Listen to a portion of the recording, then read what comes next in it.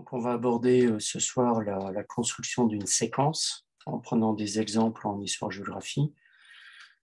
Séquence qui est un élément central donc, dans tout ce qui concerne les concours et les cours que vous serez amenés à assurer par la suite.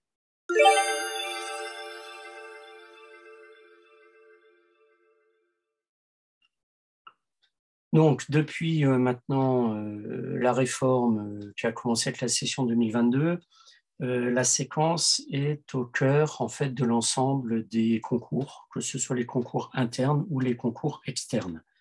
Pour les concours internes, ça n'est pas réellement de nouveauté, puisque ça faisait déjà partie de la reconnaissance des acquis de l'expérience professionnelle que les candidats devaient mettre en avant à travers un projet justement d'enseignement.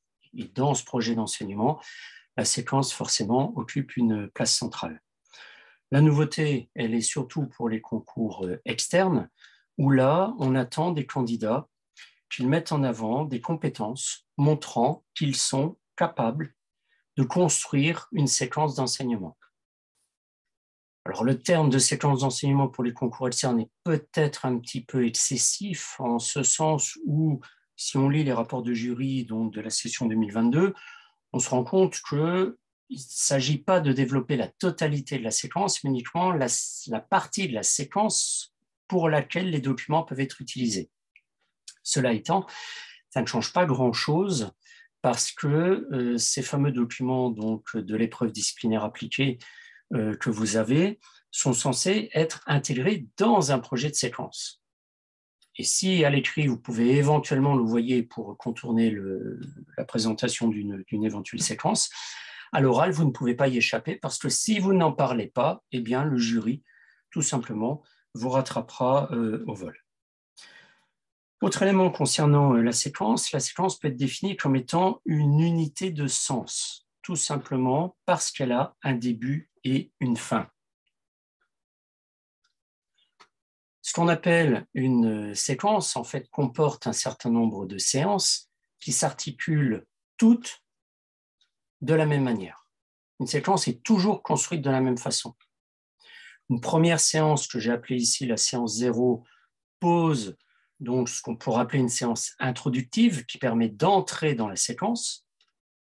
Ensuite, j'ai fait apparaître là-dessus donc 3 séances successives qui sont centrées sur ce qu'on pourrait appeler des cours classiques, traditionnels, travail des documents, les élèves notent, prennent des notes, écrivent, peu importe.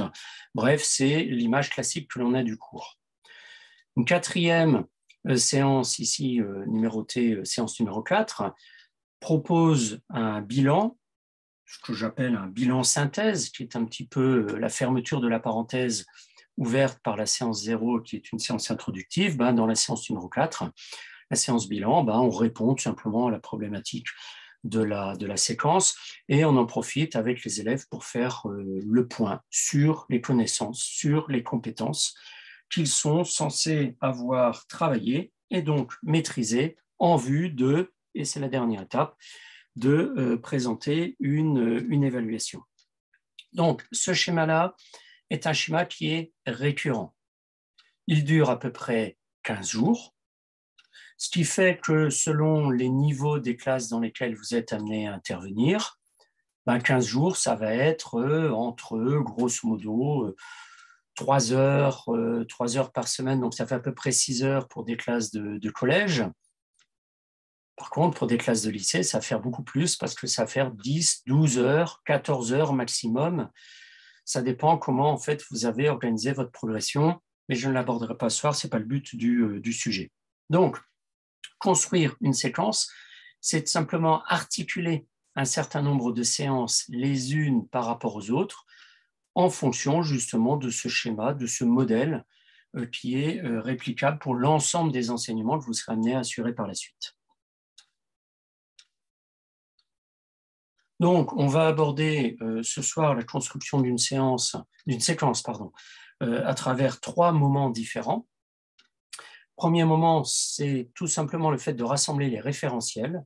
On verra que vous ne pouvez pas commencer à préparer une séquence si vous n'avez pas un certain nombre d'éléments de base, un certain nombre de repères. Deuxième point, c'est le fait de disposer les éléments de ce référentiel les uns par rapport aux autres, et notamment par rapport au choix, au pluriel, que vous avez été amené à faire. Je pense notamment aux documents et aux activités. Donc ce deuxième temps, justement, est un temps d'adaptation de ces référentiels par rapport à votre projet d'enseignement et de structuration d'une séquence. Troisième point, qui n'est pas à négliger, qui n'est pas le plus marrant, mais qui est indispensable, c'est le fait de réaliser les supports dont vous avez besoin pour assurer l'enseignement de votre séquence. Donc, pour les concours externes, la réalisation des supports, elle n'est pas indispensable au niveau du concours, vous n'en avez pas besoin. Par contre, dans la vraie vie de l'enseignante et de l'enseignant, la réalisation des supports, par contre, c'est un passage obligé. Et puis, un quatrième temps, où là, je me tairai, je vous laisserai la possibilité de réactiver micro et caméra et de poser des questions, de poser éventuellement un certain nombre de demandes ou de faire des remarques par rapport à ce qui était dit ou à ce dont vous auriez besoin dans le cadre de la préparation de votre concours.